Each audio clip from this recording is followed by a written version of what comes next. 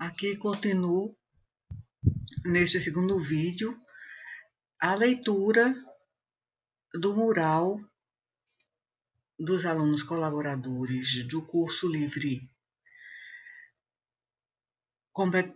Diversidade Cultural e Saúde,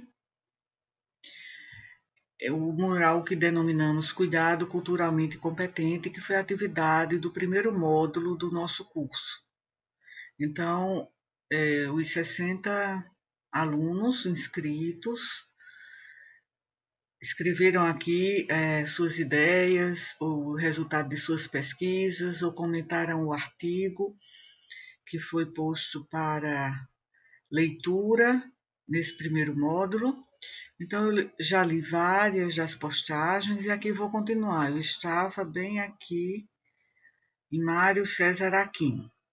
Então, Mário escreveu: a proficiência cultural citada no artigo é tida para mim como algo inalcançável, no sentido de que nunca devemos deixar de buscar, não só profissionais da saúde, sendo obrigatório a estes.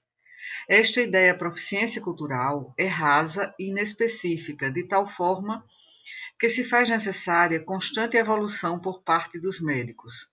Acredito que essa é a maior falha do artigo, por refletir exatamente a falta da humildade cultural, entre aspas, enraizada na população brasileira, visto que eu, por exemplo, poderia facilmente me considerar bom o suficiente e não me dando conta de minha ignorância e estando de olhos vendados para a possibilidade de melhora. Receitar um exame preventivo como um Papa Nicolau a mulheres trans.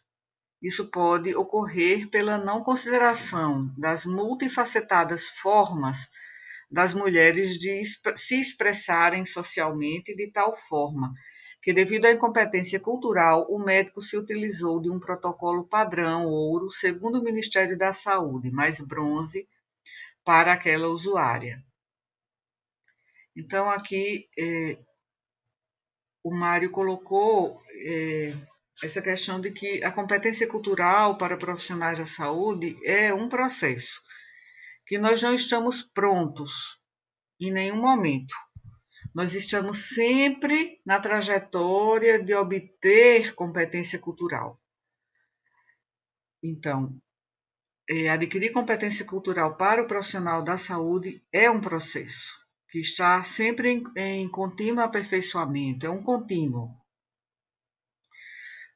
Então, foi uma opinião baseada no artigo e mostrando que o Mário entendeu, né, essa dimensão da questão da competência cultural, de ser um processo, um contínuo.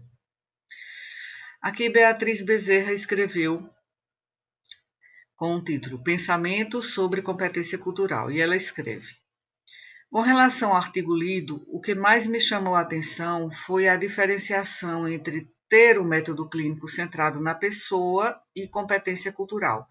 Vejo a existência de diversos profissionais de saúde que entendem a presença de minorias no serviço de saúde e, como foi dito, possuem certa sensibilidade.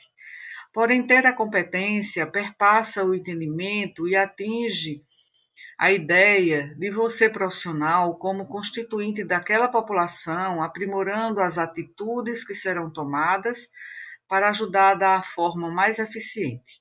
É muito comum no meio acadêmico de formação médica termos profissionais que não se responsabilizam com a forma de cuidado que vai ser transmitida ao paciente, sendo necessário entender que isso gera uma repercussão grande na busca pelo acesso simples ao serviço de saúde, de modo que a população minorizada tende a não recorrer quando necessário. É de extrema importância que medidas sejam adotadas, como foi falado no texto, que existem até mesmo cursos ofertados pela UNASUS, a Universidade Aberta do SUS, de capacitação profissional gratuitos que propõem, mesmo que brevemente, um estudo sobre algumas minorias disponibilizando aulas e materiais teóricos online. Então, a Beatriz aqui sugere, né, que possamos nos inscrever e fazer esses cursos da UnaSUS, né, que podem nos ajudar a entender muitos aspectos relacionados à competência cultural. Alice Braga aqui comenta a seguir, na próxima postagem, sobre competência cultural e a partir do artigo que foi recomendado para leitura. Então, ela comenta: o artigo trouxe à tona uma reflexão de extrema importância para a prática médica.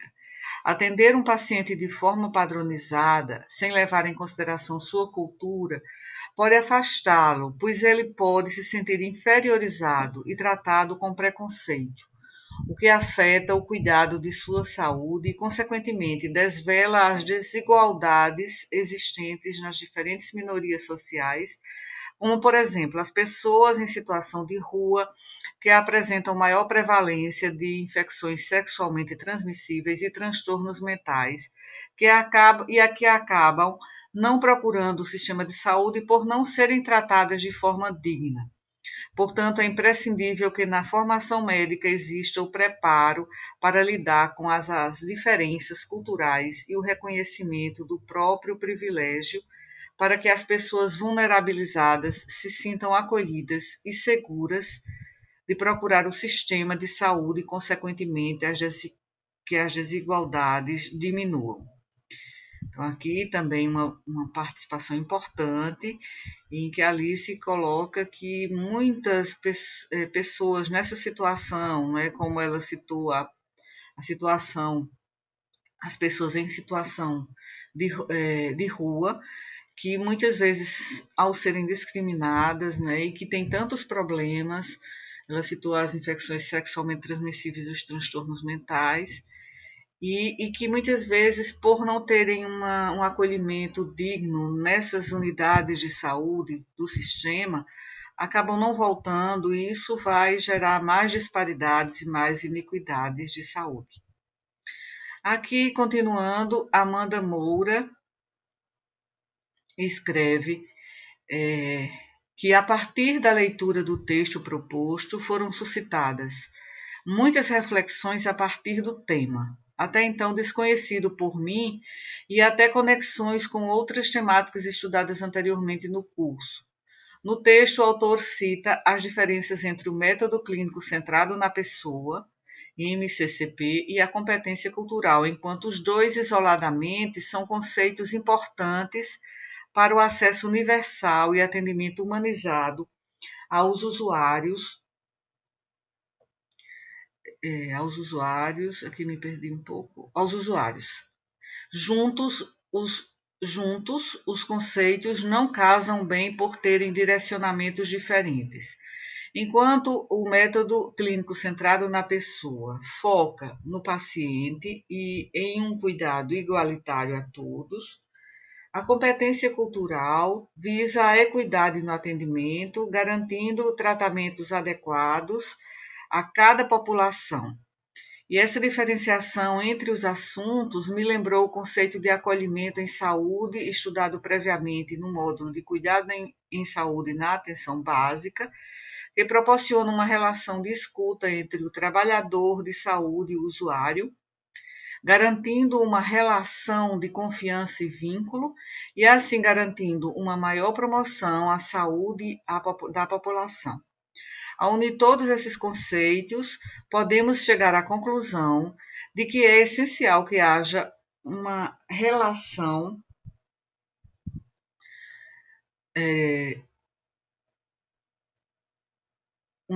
de proximidade e confiança entre os profissionais da saúde e o usuário, pois somente assim é possível que haja um cuidado especializado, focado nas dificuldades específicas de cada população.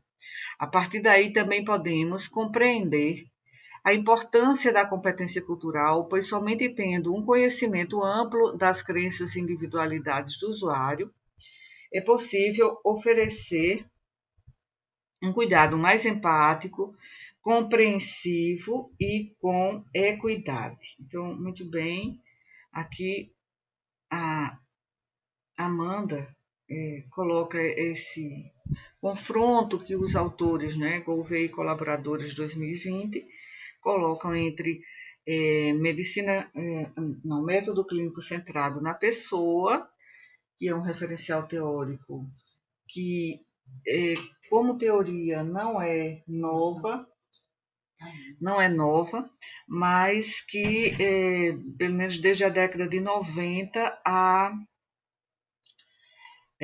pesquisadores, estudiosos, né, canadenses, fizeram, digamos, uma sistematização, né, do método clínico centrado na pessoa com esse nome, e por muitos é considerado um novo método clínico, mas assim, já tem toda uma história, né, que antecede o trabalho desses pesquisadores, a Moira e Stewart, né, a principal, também o seu orientador, que é Ian Mac, agora eu não lembro exatamente, mas são pesquisadores canadenses, e, e aí os autores desse estudo, desse trabalho que foi posto para leitura, nesse módulo, eles fazem esse confronto, né?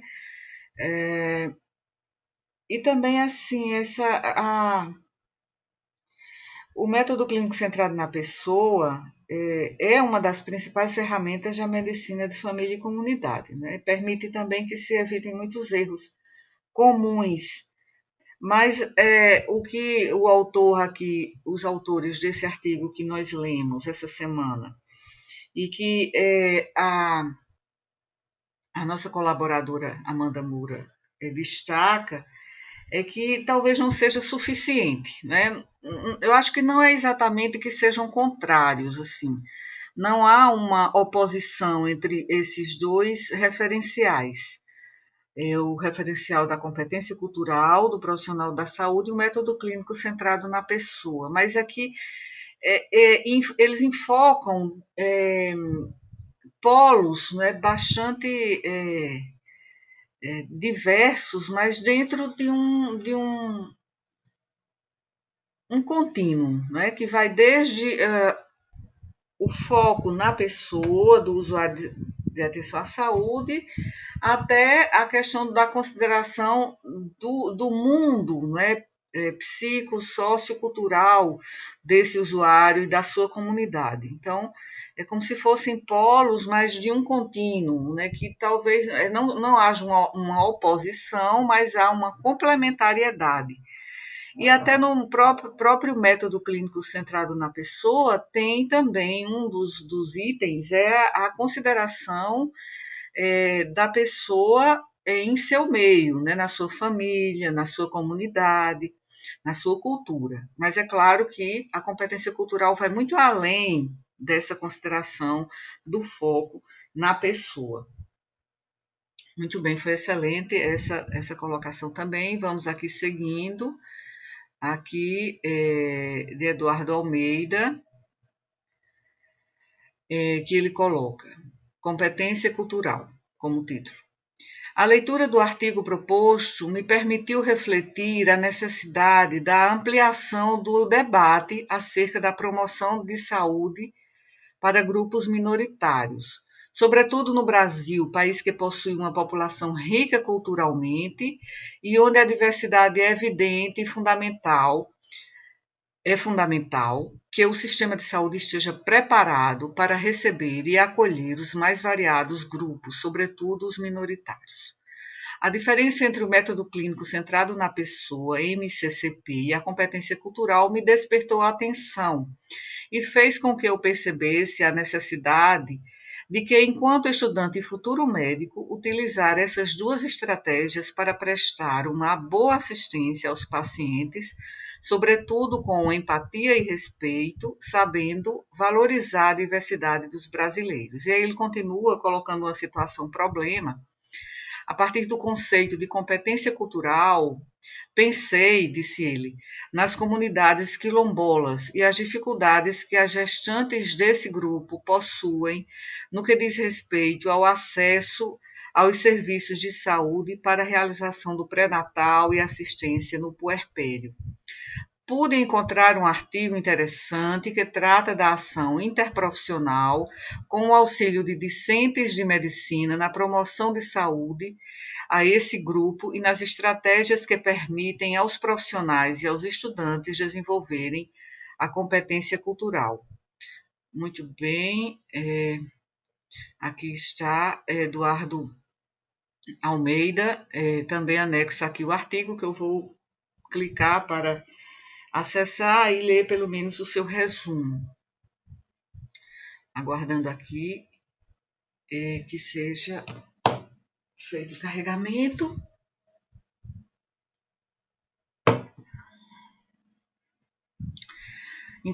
Aqui é o título do artigo mencionado por Eduardo Almeida. O título é Incorporando a competência cultural para a atenção à saúde materna em população quilombola na educação das profissões da saúde, de Freitas Júnior e colegas, e no resumo, que eu vou ler aqui, entre aspas, introdução, a educação das relações étnico-raciais e a história da cultura afro-brasileira, previstas nas diretrizes curriculares nacionais do curso de graduação em medicina, como temas transversais, representam um desafio para o desenvolvimento curricular no contexto da social accountability, das metodologias de ensino e dos cenários de prática e integração à rede de serviços de saúde. Objetivos desse artigo e desse estudo: identificar as necessidades relacionadas à saúde materna em população quilombola, valorizando os valores, conhecimentos, saberes e cultura local. Estabelecer uma estratégia de cuidado com participação discente que contemple as necessidades identificadas na comunidade quilombola.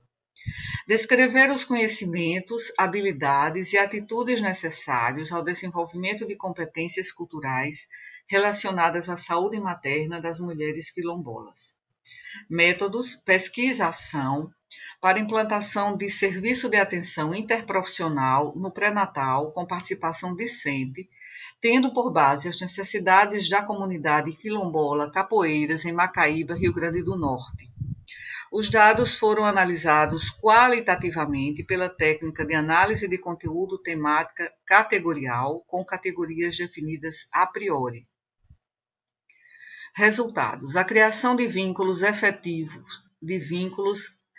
afetivos e efetivos entre usuárias e equipe de saúde e a habilidade de reflexão, com ênfase na comunicação, se mostraram como principais necessidades para o comportamento culturalmente competente no cuidado à saúde materna quilombola.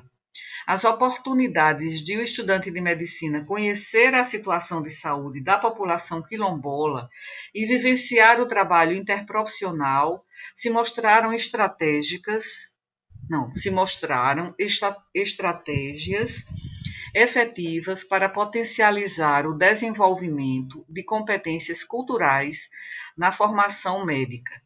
Conclusões: a formação de profissionais da saúde hábeis em interagir eficazmente com populações etnicamente diversas requer que estes conheçam os processos que influenciam a saúde e cuidados de saúde das minorias populacionais, além de vivências relacionadas à diversidade cultural inseridas nos currículos médicos. Então, aqui está um trabalho, provavelmente foi um projeto de extensão na Universidade Federal do Rio Grande do Norte, e que também a extensão associada aqui à pesquisa e ao ensino, com estudantes de medicina participando, e foi realizada uma pesquisa-ação, né, que é o tipo de pesquisa mais assim, que se enquadra melhor nos projetos de extensão, a pesquisa-ação, e com resultados bastante positivos, bastante afirmativos, e que devem ter sido uma experiência educacional muito importante para esses estudantes da UFRN. Aqui vamos voltando, aqui eu voltei demais, é aqui, voltando aqui eu estava lendo aqui a postagem de Eduardo Almeida. Agora, já li a de Beatriz Bezerra e de Alice Braga. Vamos descendo um pouco aqui o nosso mural. Já li o de Paulo Henrique no vídeo passado. E aqui descendo um pouco, já li também de Amanda Moura. E Eduardo Almeida, ele mesmo coloca aqui, complementando o que ele escreveu. Não. Aqui eu já passei. Eduardo Almeida comenta a postagem de Beatriz Bezerra, que já foi lida. E Eduardo comenta que realmente é muito interessante a abordagem do texto, trazendo a diferença entre a competência cultural e o método clínico centrado na pessoa. Importantíssimo entendermos nosso papel como acolhedores desses grupos minoritários. Muito bem. Então, vamos agora para aqui. Aqui é um anônimo, um aluno anônimo que não quis se identificar, mas as participações podem ser anônimas. Não, mas ele se identificou aqui, é o Axel Ravanello. Ele escreveu competência cultural na medicina. Só não colocou aqui a sua conta. Primeiramente, o Axel escreve: gostaria de dizer que gostei da bibliografia utilizada. O artigo é simples, curto e direto ao ponto, sem, no entanto, perder a qualidade. Sobre o artigo em si, os autores comentam, a respeito da competência cultural que todo médico deveria ter. Saber colocar-se no lugar do outro, tendo empatia e aceitando o diferente, que é algo que todo ser humano deveria ter na realidade. Nunca se deve julgar um livro pela capa. Os seres humanos são diferentes e cada um terá uma história de vida, contexto cultural diferente. Cabe ao médico perceber em qual espectro, entre aspas, cultural o paciente se identifica e ter noção dos principais desafios enfrentados por tal indivíduo. E assim continua Axel, embora sejamos diferentes, os seres humanos costumam formar grupos com interesses e vivências semelhantes. Pedir que o médico identifique a exata individualidade de seu paciente é impossível, mas ele pode identificar o grupo com o qual ele, o paciente, mais se assemelha e, com base nisso, traçar um tratamento factível e prover um suporte adequado.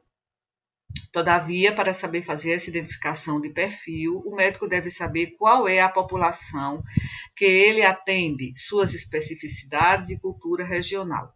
E Laura comentou aqui, Laura Meirelles, muito pertinente, seu comentário, colega, gostei. Muito bem. Muito bem, o Axel colocou aqui a sua impressão sobre o artigo. E agora vamos ler aqui a mensagem colocada por Gabriel Teles.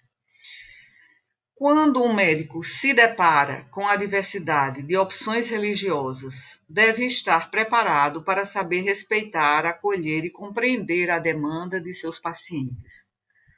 Penso na situação problema dos indivíduos que são testemunhas de Jeová, na situação em que necessitam de uma transfusão de sangue. O médico deve interferir? É a pergunta e a situação problema que o Gabriel Teles coloca. Para essas pessoas, às vezes, a transfusão é pior que a morte. É preciso pensar, refletir e construir uma solução conjunta. E aí ele fez uma busca, não é, na Medline, na PubMed, e aqui eu vou carregar para ler. Aqui vou traduzir para o português, para que fique mais fácil a leitura. O título em português seria aproximadamente Trauma e Transfusão de Sangue Precoce, o difícil manejo da hemorragia nas testemunhas de Jeová. Aqui é um artigo que foi escrito em português, mas está aqui na PubMed com um resumo em inglês. Então, está na Cielo. Então, já que está na Cielo, vamos aqui clicar e carregar o resumo em português.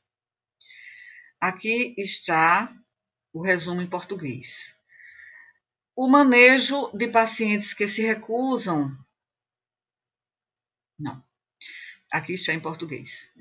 O tratamento de pacientes como as testemunhas de Jeová, que se recusam a receber transfusões de sangue, muitas vezes é um desafio médico, não apenas por causa do dilema ético, mas também porque cria um grande obstáculo para o controle rápido da hemorragia em um cenário de trauma. Este artigo explora as razões desse conflito entre o dever de cuidar do médico e o respeito à autonomia do paciente, e traça um panorama dos principais entendimentos do judiciário sobre o assunto. Por fim, conclui-se que a manifestação da vontade do paciente, embora gratuita, não é suficiente para desobrigar o médico de seu dever de cuidar. Em caso de perigo de vida, o médico deve realizar transfusão de sangue independentemente do consentimento do paciente ou dos seus responsáveis. Então, aqui lemos o resumo do artigo posto aqui por Gabriel. Foi um tema muito pertinente em relação à competência cultural e realmente é um conflito, né? Esse é um tema bastante controverso na própria ética médica e o médico fica entre dois princípios, né, da bioética. Um é a beneficência e a não maleficência, e o outro que é a autonomia do paciente. Então, nesse caso, o médico precisa aplicar a questão prima facie. Por quê? Porque é preciso avaliar aí qual desses princípios deve ficar se sobrepor aos outros. É o de beneficência, não maleficência, ou é o da autonomia? Nesse caso, do ponto de vista da bioética, o médico precisa considerar que, em uma situação de risco de vida, risco de morte, então ele precisa colocar sobre todos os outros princípios bioéticos da teoria principialista o da beneficência, nesse caso, do ponto de vista do seu código de ética médica, é preciso que ele haja de acordo com as diretrizes e as condutas médicas baseadas em evidências para aquele caso em particular, para salvar a vida. Isso quando há risco de vida. Então, aqui, anônimo, que eu acho que nesse caso, pelo ícone aqui, deve ter sido o Axel, ele coloca boa pergunta em relação à postagem do Gabriel. Mas, na minha visão, acredito que não. Temos a tendência de que nada pode ser pior que a morte e tentamos impor tratamento a todo custo. Porém, é importante ter em mente que o objetivo do médico e a equipe de saúde é prezar pelo bem-estar do paciente. Caso esse acredite piamente que a transfusão é danosa, cabe a nós compreendermos.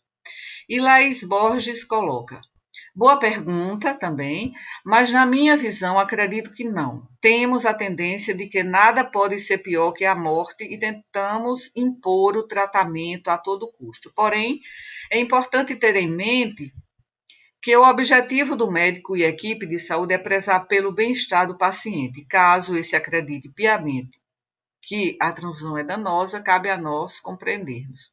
Aqui eu entendi aqui, eu coloquei como se fosse atribuir a Axel, né, porque a postagem dele está como anônimo, anteriormente lida, mas aqui, na verdade, foi Laís que também colocou, sem talvez fazer o login, e depois ela viu e colocou o mesmo comentário. Na verdade, esse anônimo aqui foi Laís Borges, que depois se identificou com sua conta.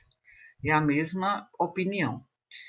Na verdade, é uma questão bastante controversa e que vai ser discutida nos módulos, né, que vocês vão ter sobre ética médica, inclusive do ponto de vista de legal, né, do ponto de vista jurídico também será discutido isso durante no decorrer do curso da graduação. Mas, assim, do ponto de vista bioético, se há risco de vida, o primeiro compromisso é com a obrigação, o dever médico de salvar a vida do paciente. Então, se há risco de vida, é preciso que e o paciente, muitas vezes o paciente ele está inconsciente, a família diz que ele é testemunha de Jeová, mas muitas vezes ele está inconsciente e o médico precisa tomar uma decisão. E aí, nessa tomada de decisão, é que fica o dilema, o conflito, né? E que precisa ser resolvido à luz da bioética. Aqui, nós já estamos há 30 minutos, eu li algumas postagens muito interessantes e pertinentes, e agora eu pensei que ia ser possível, ainda está, pelo que eu vejo aqui, ainda está bem em 1/3 do mural, né? Então, acho que ainda vou ter que gravar outros vídeos para ler todas as postagens que foram feitas. Então, aqui eu vou encerrar este segundo vídeo sobre o nosso mural no Padlet, que foi nossa atividade no primeiro módulo do curso Diversidade Cultural e Saúde, e vou continuar no próximo vídeo e ao que parece, teremos uns 4 ou 5 vídeos para ler todo o mural. E assim, até o próximo. E muito satisfeita, estou contente com as participações de vocês, caros alunos, colaboradores desse curso, aqui no nosso mural, com seus pensamentos, com os seus resultados das buscas que vocês fizeram. Realmente, isso me deixou bastante recompensada, né, do ponto de vista pedagógico, né, como docente e tutora desse curso. Muito bem.